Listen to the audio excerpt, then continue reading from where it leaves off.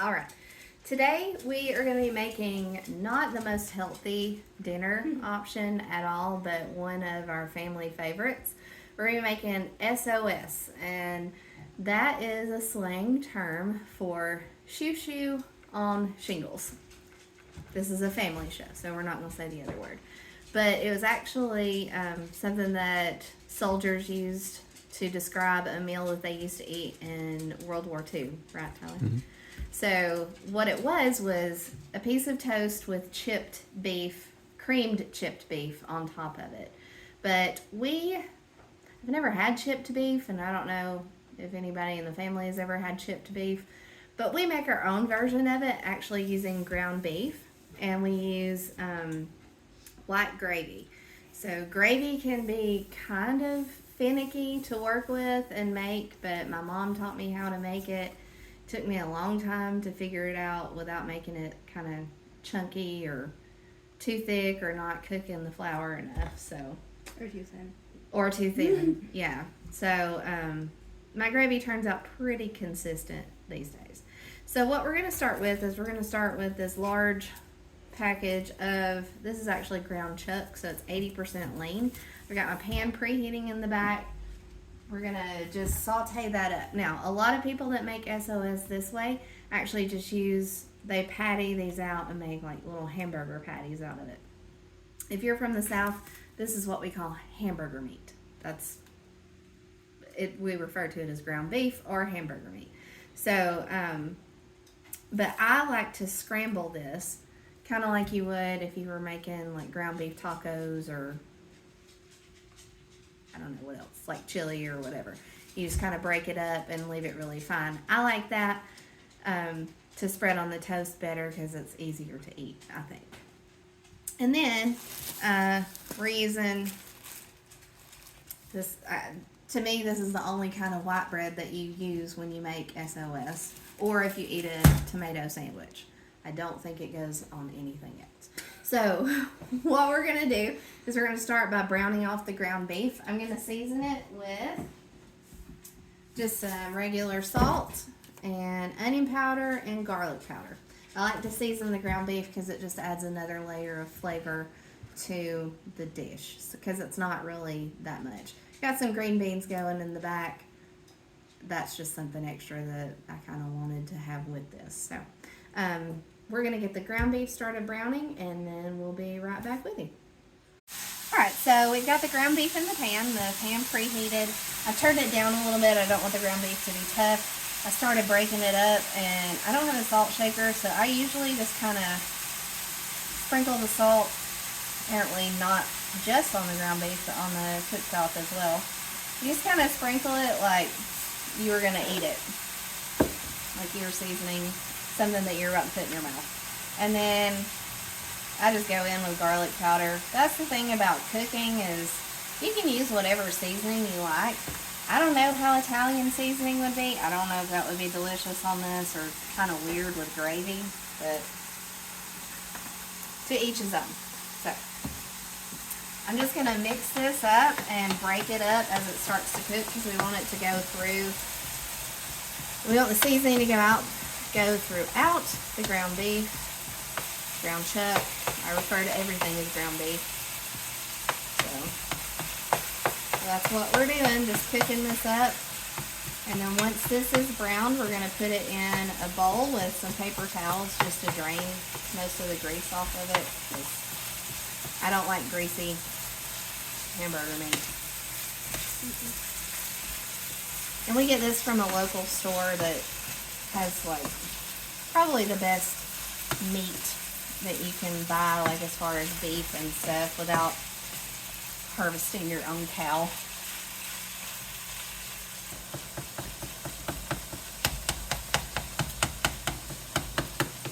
While this is cooking up, Cora could be putting some bread on a pan for the toast. Okay, so what I'm going to be doing is I'm just going to layer bread on the pan. There you go. This is Cora's YouTube debut.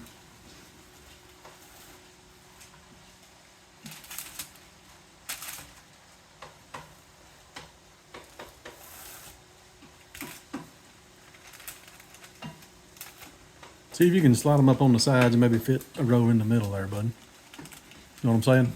Like lay it up on the side of the pan. There you go. There you go. Now you got room for 9 for 9 pieces. Baxter's just standing over here, hoping that I'll drop him a piece of bread. Aren't you, bud? And and we used most of our bread. It is brown. Yeah, almost done. Almost. Just flipping through here, making sure there's no pink.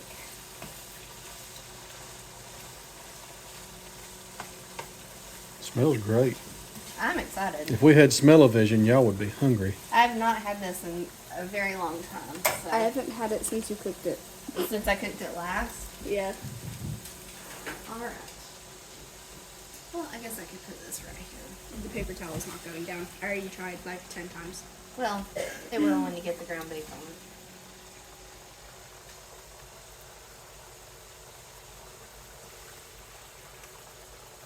And I guess if you wanted to make this with ground turkey or, you know, not red meat, you could. Like I said, not the healthiest meal, but delicious nonetheless, and everything in moderation, right? Sure. It's just dripping down from the spoon. Yep. The bowl might not be big enough, but I couldn't use the gravy bowl. I'll explain gravy bowl in a minute. Everybody should have a specific gravy bowl that they used. Mimi has a gravy bowl. You have a gravy bowl. Did Nana have a gravy bowl? She did. Oh yeah, I remember. Yeah. Wait, does Nana have a gravy bowl? No, Nana just leaves it in the pan. Yeah. Nana has a gravy pan. Okay, so this is how I have learned to make gravy from my mom. I didn't really learn from my grandma. She learned from her mom, and she taught me how to do it. So this is our gravy bowl, and right now it's full of milk, just regular milk. And I pour the milk in there to know how much milk to add so that we won't have too little gravy or too much gravy, hopefully. And then this is vegetable shortening. We use Crisco, and I just put it in my pan. Nana also used Crisco. Yep. Lots of people use bacon grease or sausage grease or stuff like that. You can do that, but we don't cook that much bacon or sausage just because we just don't. We're not home in the morning. We're not home in the morning. The girls sometimes eat breakfast at school, or if they don't, they grab something quick. So I'm going to go ahead and turn this on, and we're going to start melting it. So the ingredients that you need for gravy are some sort of fat. In this case, it's going to be vegetable shortening. A flour. You can use all-purpose or you can use self-rising. It doesn't really matter. And then milk. So this is traditional, like, Southern gravy. This is something that you would get, like, at Cracker Barrel or something like that. But this is much better, I think. Let me wipe my hands. So the first step in making the gravy is it's hard to say how much grease you put in there. It's just really hard to say. But you want to start with your grease, and you want to get it hot and melted. And as it's melting, you'll be able to kind of tell a little bit more. The trick, I think, to making a good consistency gravy is to get the same amount of grease and flour in the pan. And what you're going to do is you're going to make what's called a roux, which is fat and flour. A lot of people, you'll see, like, in New Orleans style cooking, they make a roux before they make gumbo or something like that. A lot of people will make this kind of before they make macaroni and cheese. It's called a white sauce. But, and I'm not sure if they use, like, cream or what they use. But the tools that you need a spoon and you need a whisk. You're going to start with your whisk. Now, Everything in the pot right now is just kind of melting around. And again, I have a stirring problem, so I just stir it. And you want to melt it, and then you can kind of judge. You want a nice layer in the bottom of your pan. That's how Nana made it, right, Cora? She never told me how to make gravy. You didn't watch her? Baxter. That's Baxter. He said yes. That's how Nana made it. You never went to Nana's, right? When Cora was little, her and our oldest daughter, Evie, stayed with my mom while I worked and while Tyler worked.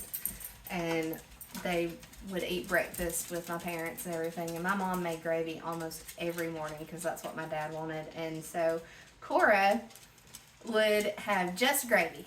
When Nana would ask her what she wanted to eat, she'd say, just gravy. So, and maybe sometimes on occasion the biscuit. Sometimes on occasion. Now, the next thing that we're going to do is add the flour. So, I'm going to ask Tyler to come over here. So what I do is I just start sprinkling it around, and it's going to start cooking. Wow, flour, yummy. And I'll yeah, flour. I'll kind of show you what it's supposed to look like when you get enough flour in there. It'll kind of start to turn into a paste, a little bit of a paste. And I just kind of sprinkle the flour on top of the grease. That way you kind of know how much more you have and all of that. So the next thing that I'm going to do is just kind of whisk this together. Now this is the step that this is the point that you could add more grease or more flour depending on what this looks like. But honestly, this looks good. See how some of it's kind of clumping up, but then you still have some loose. So that's what I want. Now, we're going to let it kind of spread back out. And we're going to let it cook. Because right now, if you were to eat this, it would taste just like flour. And you don't want gravy that tastes like flour. In a moment, we're going to season it with just some salt and pepper. Keep the seasoning simple. If you were making some sort of white sauce, I don't really know what you would season it with. Maybe some garlic, maybe some mustard powder. I don't know. But right now, it's still pretty white in the pan. So we're going to add some salt. And again, I don't have a salt shaker, so we just kind of sprinkle it over. And then we're going to add some pepper. Add as much or as little as you like. You don't even have to add pepper if you don't want to. Alright, so if you come over again, Tyler, you'll kind of see how it's starting to cook. You want this to turn mostly brown. You don't want to see a whole lot of white. And then that's going to tell you that the flour has cooked out of it. You want to keep your whisk when you add the milk, because I like to whisk it together. And that way we don't have lumps, and because lumps are bad for gravy. And I was telling Tyler I didn't want to start the gravy while I was doing the ground beef, because I feel like gravy needs all of your attention. It's very important that you give gravy all of your attention, because it can go south in a heartbeat. So right now it's starting to turn brown, a little bit brown.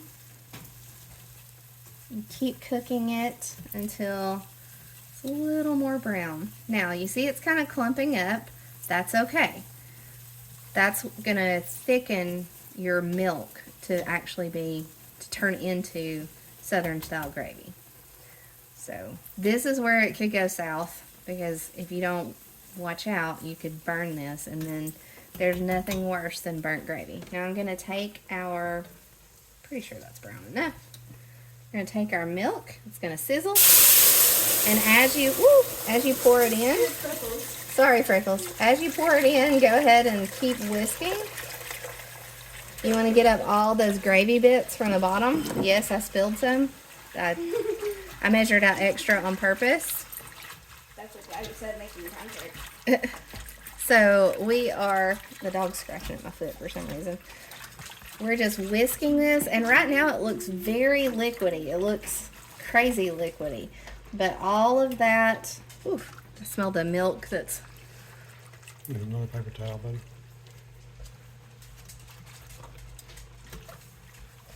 all of that thickness that was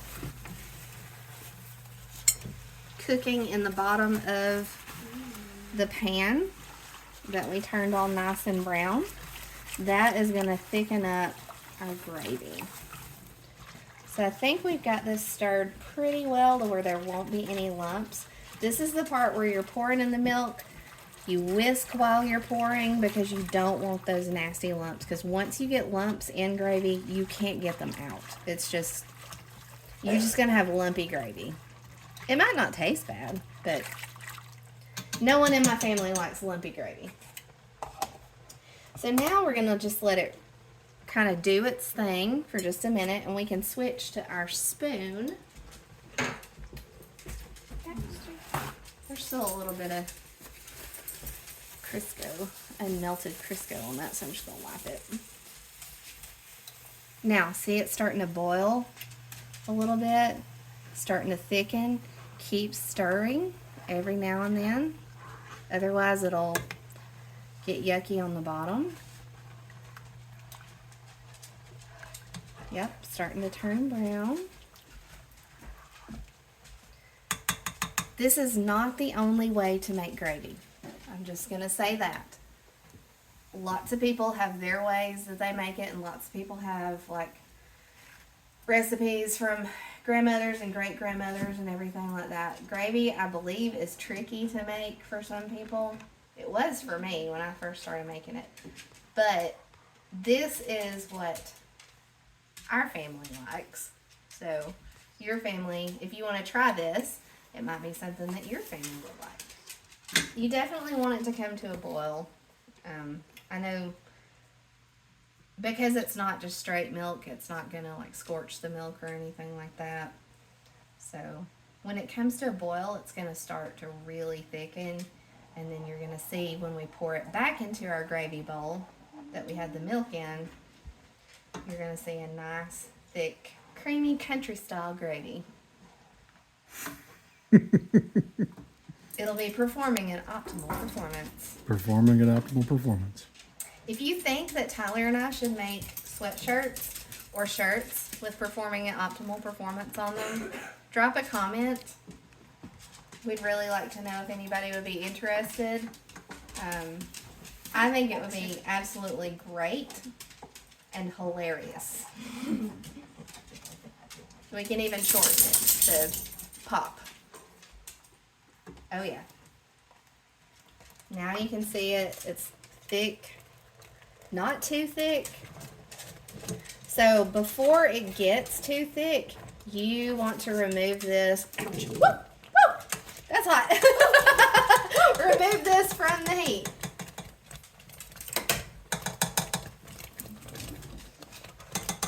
Actually, watch out. Yikes.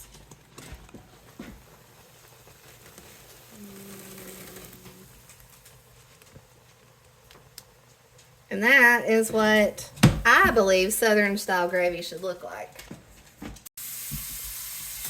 So around the edges, you still got a little bit of leftover milk, but this is what our family thinks of gravy. It does, I guess, look like a white sauce if you want to get really technical about it, but Freckles is licking the gravy off the floor. so the next thing that we're going to show you is the assembled product, and show you how we like to put it together. Cora can show you her style. She's the expert on SOS in our family, so we hope you enjoy this, and we'll be back. Okay, so to actually assemble the SOS, is the toast hot?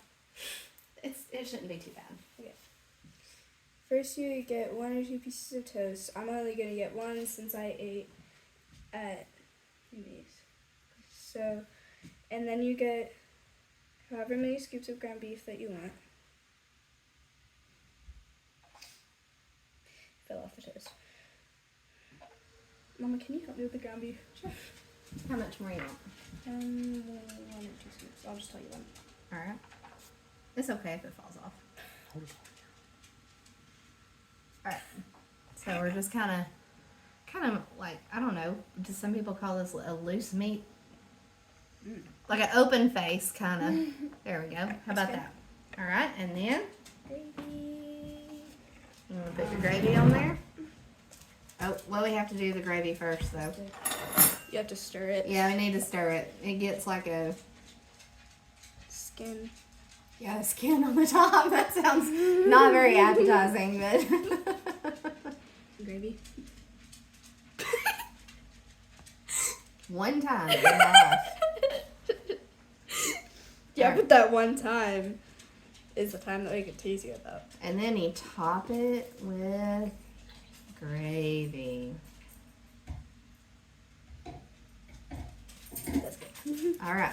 Now the gravy looks hot, but you want to try some and Yeah, Kinda the blow gravy's on it? steaming. yeah.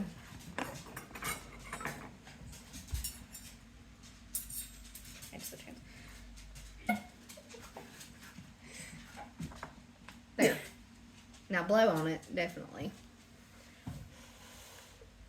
It's okay.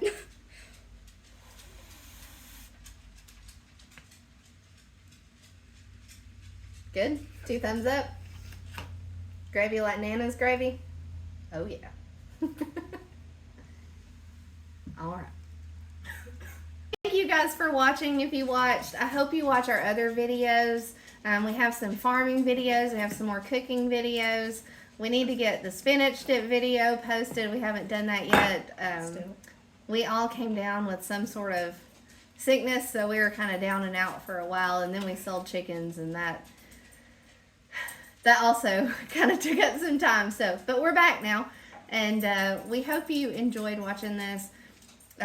Like, subscribe. Again, if you want to see Performing at Optimal Performance sweatshirts, hats, t-shirts, anything like that, drop us a comment if you'd be interested in getting one of those. Like, subscribe, comment. Thank you.